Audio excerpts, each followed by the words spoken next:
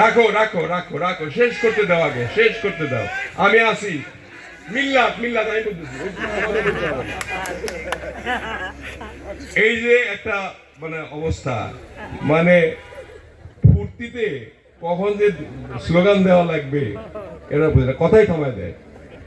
এখন কথা হলো কাজটা করতে হবে এমন ভাবে। এই যে শরীফ, এদিকে আসো, শরীফ এদিকে আসো, একটু আগাও, সামনে যাও, এখানে যাও, যাও এখানে যাও, জে কে সেলিম এখানে আসো, আসো।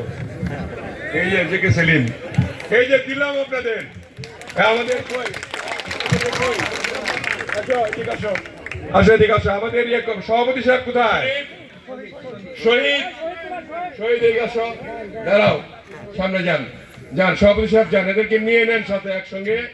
হ্যাঁ ঢুকো ঢুকো, শহীদ ঢুকো, রাজ্জাক ঢুকো। এই এলাকার সমস্ত মানুষের উন্নয়নের জন্য এই লোকগুলির পাশে থাকতে হবে একতা হয়ে।